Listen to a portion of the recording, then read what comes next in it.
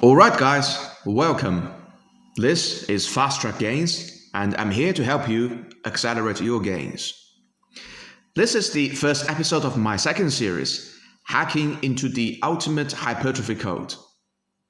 Now, I can tell you that as a huge fan of Matrix, Neo is definitely one of my favorite movie characters to date. And a fun fact, I'm now at the same age as Keanu Reeves was when Matrix was first released. Coincidence, right? Maybe that's the reason why I can hack into the ultimate hypertrophy code. Have you ever thought about that? Okay, all jokes aside, this series is a summary of my last 3 years of training.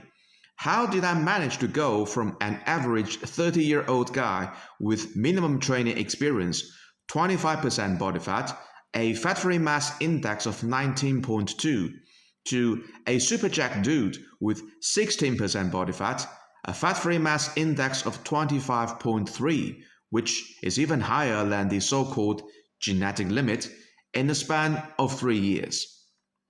Now, obviously, tons of dedication and hard work has been put into my last 3 years.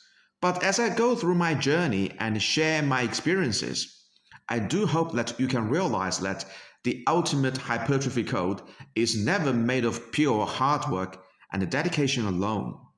It is a sequence of many layers of many components. And if you disrupt the sequence, or miss one layer, or misplace the component, then very likely your hack will fail. After all, not everyone is Neo himself. The first episode is all about my beginner phase, which is the first 6 months of my training. Yes, unfortunately, my beginner luck only lasted for half a year. I wish it could be a year, but reality is reality. I'm not in the matrix. However, as I look back on my journey, I've realized that the reason why I was able to progress so fast later in my intermediate and the advanced phase can almost be all traced back to the solid foundation I have built for myself in the first 6 months of beginner phase. Therefore, this episode, although the achievement is least impressive, it may be the most valuable and most applicable episode to most of you guys. For without a solid foundation, there will never be a magnificent mansion. Alright, without further ado, let us go back to 3 years ago, before everything had even started, when Neil was still Mr. Thomas A. Anderson.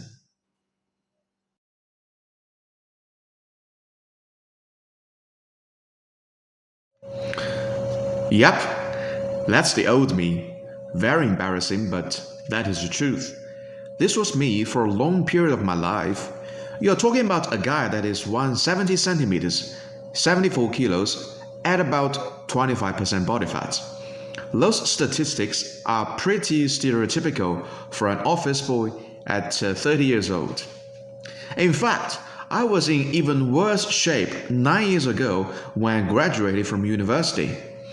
I was 85 kilos at about 35% body fat, and that was me from 22 years old to 27 years old.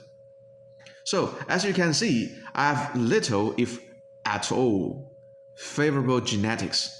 I was only good at getting fat and eating loads of tasty foods. Sure, I love my cat, and he's much prettier than me, but that does not help me put on muscle or get into shape. Not in even slightest. And I was never seriously an exerciser. I was only briefly interested in weight training for a year when I was 19 years old. Then I had to give it up because of my university studies. And after that, I always had office-based jobs. And why would an office boy want all these extra muscles? For what, right? So, what's the trigger for this office boy to start exercising? Well, not a surprise to you. One day, my vanity finally got the better of me as I was looking into the mirror. I'm sick and tired of this fat and sloppy image. I want to get into better shape for the first time in my whole life. This kind of thought must have crossed so many people's minds so many times. Sadly, so few of us turn that thought into reality. And I'm proud to say that I, for one, turned that thought into reality and went way beyond what I was dreaming of. So, what kind of physique was I dreaming of back then in my head? Well, not a surprise to you again. I want to look like Cristiano Ronaldo. The Portuguese football superstar had a perfect, balanced physique in my eyes back then. Enough muscle mass to be called muscular, but not too much to be bulky. Enough leanness to be aesthetic, but not too lean to be scary. If I can have a chance, just a chance to look like him in future, then that will really be considered as mission accomplished in my eyes. So what action did I take? Well, I got myself a simple home gym setup with a stationary bike, a pull-up dip station, a barbell, a pair of dumbbells, and some plates. In hindsight, this decision was way better than joining a commercial gym straight away, for so many reasons. But for now, what chance do I have? What am I hoping to achieve? This dude has absolutely no idea. The only thing he knows for sure is that he has patience, and he is happy to make snail-pace improvements.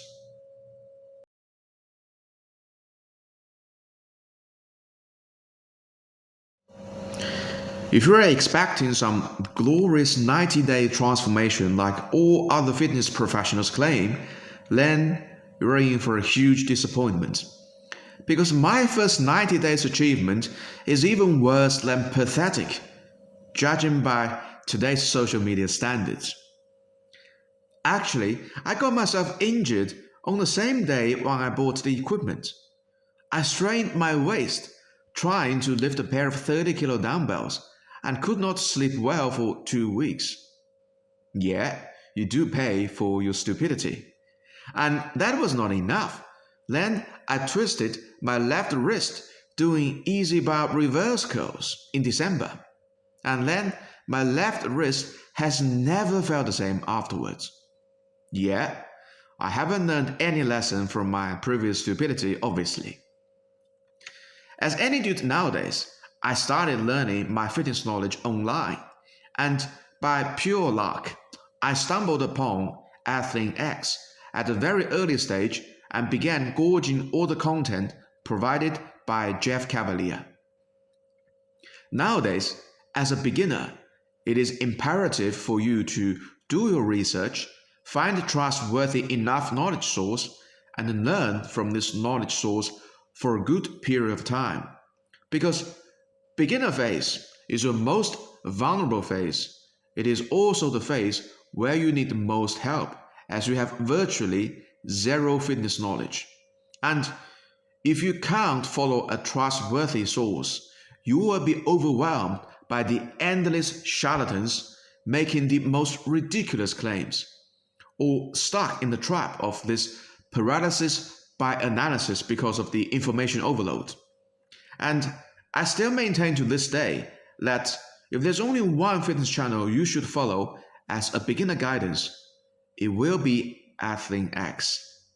Because it covers the basics of weight training and nutrition well, specifically with its old content which are most valuable.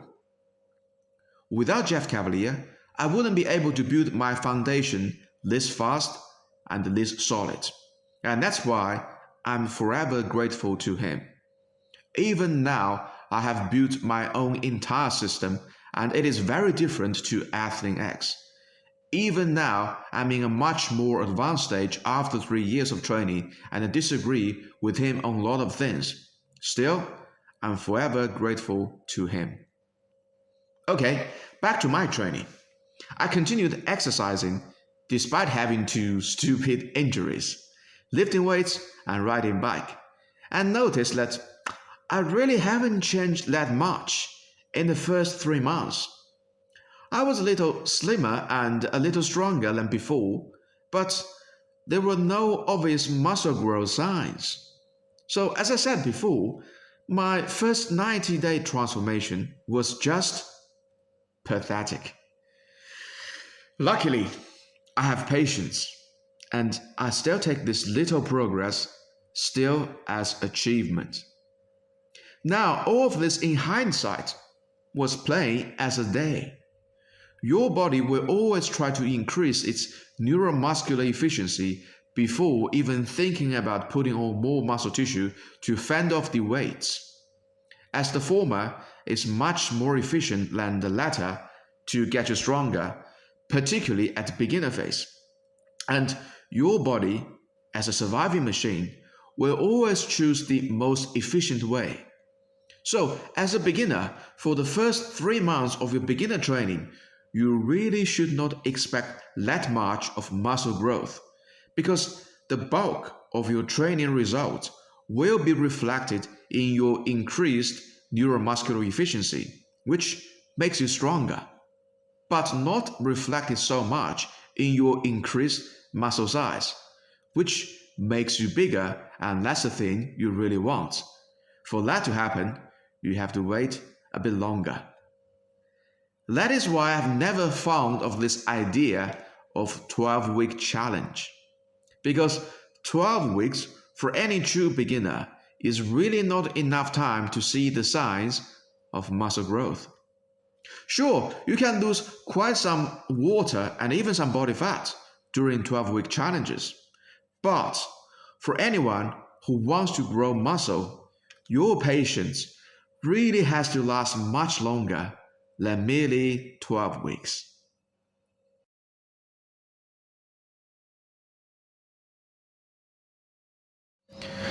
Now that's what you call a good pump after some sweating work. Now things start to get interesting. I begin to see that I'm making some visible progress. For the first time in my life, I can clearly see my six-pack. What a great achievement, just to see how stupidly I'm smiling here.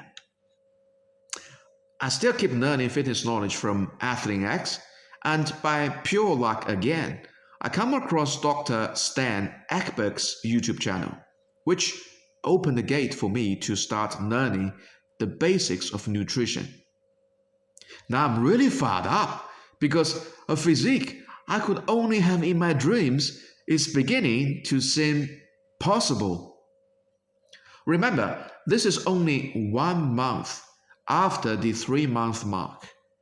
If I gave up at the 3-month mark, which so many people do, because I didn't see visible muscle growth, then I wouldn't be smiling like an idiot here, would I?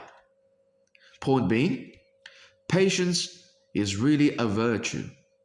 And sometimes just being a little bit more patient is all it takes between premature frustration and limitless success. Now, before I go any further, if you like this video, please consider subscribing to my channel. It takes less than a second, costs absolutely nothing, and it will help me tremendously in delivering the most efficient muscle building knowledge to the rest of the world. I really appreciate your support. Okay, back to my video.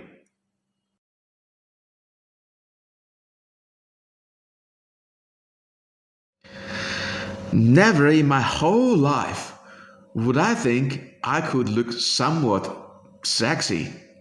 Well, below the neck, because there's only so much I can do with this face. Now, my weight on the scale keeps going down, my strength gains keep going up, and my motivation to train is higher than ever. Now you can see clearly defined six-pack abs, even defined obliques and serratus. This is probably one of my leanest state I have ever achieved. And this version may already be somebody's dream physique in mind. And I did it in 5 months. Only in 2 months more than the 3-month mark. Again, patience is really a virtue. I still keep learning from Anthony X and Dr. Stan Ekberg, but now my interest in nutrition is really exploding, as you would expect. I begin to learn more new knowledge from Dr. Robert Lastic, Dr. David Permeter, and Dr. Richard Johnson, and other doctors as well. In hindsight, all these doctors, they have very good intentions, they have some unique views, and they do spread some very useful messages. And I've learned so much from every one of them. But all their knowledge is only meant for the general public.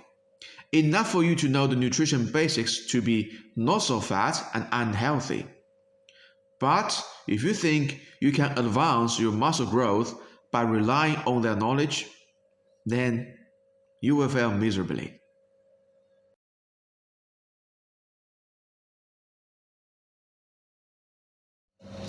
Look at my guns! Well, to be honest, my biceps have always been pathetic, even to this day. But I couldn't care less. They're only such a small piece of muscle in my entire body, and I've got much bigger fish to fry. Anyway, back to my training. This is the last month of my beginner phase. Unfortunately, all good things come to an end. My dopamine spike from sweet newbie gains will end before I even know about it. My weight on the scale stopped dropping, my strength increase has plateaued, and my thrill of chasing new numbers is fading away. Am I ready to quit? Only time will tell.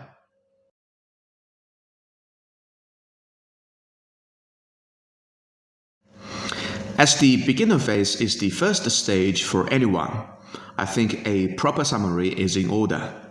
Now, bear in mind that I did a lot of things right at my beginner phase without me even realizing it back then.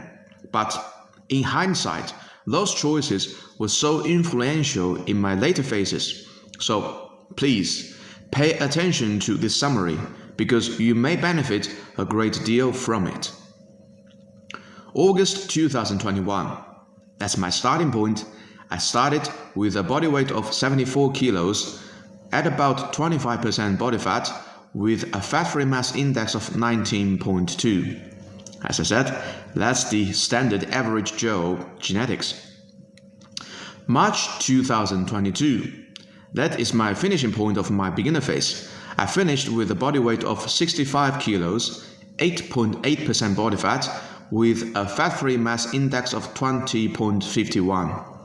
So, my net muscle gains was about 3.78 kilos, or roughly 8.3 pounds. And that's probably the fastest muscle growth I've ever experienced during my whole training phase. The first 3 months, I pretty much cannot see any visible change, or there was no visible signs of muscle growth. But for the second 3 months, I can pretty much see noticeable change every few days. The training location. Now, this is the first key point.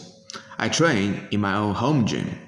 In hindsight, this is a much better choice than joining a commercial gym straight away, as it prevents me from so many other problems associated with commercial gyms, like gym intimidation, constantly comparing yourself to others, distraction from all the fancy machines, etc.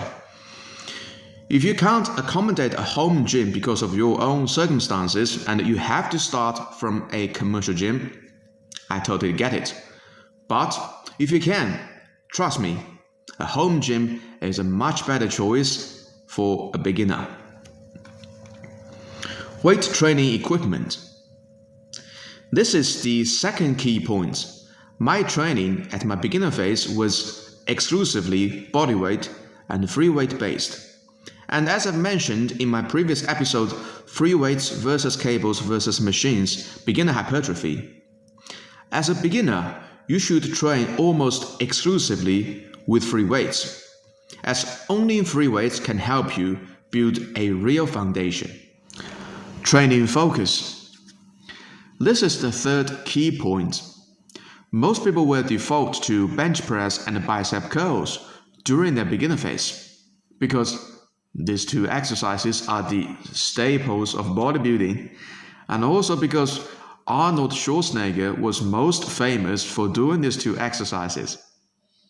While these two exercises are not inherently bad, focusing on your chest and biceps as a beginner is generally the worst idea for the modern society, particularly for people with desk jobs like me. Unless you already have a big and a strong back, which I highly doubt it given today's social environment. Every beginner's training focus should be your back musculature, given that your back is your weakest body part and you can make most of your progress at your beginner phase. This decision should make even more sense to you. Fortunately for me, from the very beginning, I realized the importance of back musculature, and I always wanted a huge back. So I made it crystal clear to myself that the number one priority for me was to be able to do bodyweight pull-ups. And it took me 3 months to be able to go from band-assisted pull-ups to do the first unassisted bodyweight pull-up. But the long wait was definitely worth waiting for it.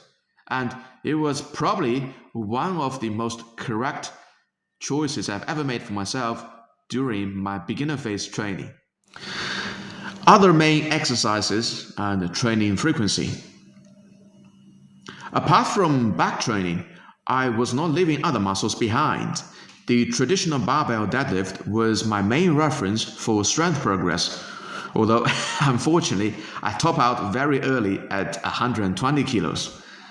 The dumbbell squat was also the staple for my weekly training routine, as I have not got a pair of squat rack yet. There was no bench press for me during my entire beginner phase because I was never obsessed with a big chest. Well, in hindsight, this is actually quite the brilliant choice I've made for myself. But I could always do the upright tricep focused dips from the very beginning, and I've gradually progressed from bodyweight dips to double bodyweight dips. Again, in hindsight, this is another brilliant choice because it established and reinforced my tricep dominant mechanics from the very beginning and averted so many potential shoulder problems for myself in future. The weight training frequency was 3 times a week back then, each time 45 minutes. And on top of that, I was doing a decent amount of cardio from the very beginning. Stationary bike riding, 40 minutes every time, twice a week. And I will maintain my viewpoint until I die. At any stage of your muscle building phase, a decent amount of cardio will help you grow more muscles more quickly. And finally, a quick touch on nutrition. Obviously, at the beginner phase, my nutrition understanding is, well, as you can imagine, fairly basic, meaning I know I have to stay away from, obviously, junk food like fried foods or snacks. I know I have to increase my meal frequency because 3 meals a day probably not enough if you are serious about building muscle. I know I have to increase my daily protein intake. I know I probably have to use some basic supplements in addition to food sources like protein powder. In hindsight, all of this, although fairly basic and fairly rough, they are the core principles for any bodybuilding nutritional application, and they constitute the main frame that accommodates any future nutritional knowledge upgrade. So, just like weight training, or if not more important, it is imperative for you as a beginner to have a good foundation of nutritional understanding and establish a decent daily practice. Alright, that wraps up my beginner phase, the first 6 months of my last 3 years of training. As they say, short and sweet. In the next episode, I will present you with my early intermediate phase, so please stay tuned. Thank you for watching this video, and I will see you all in the next episode. Peace out.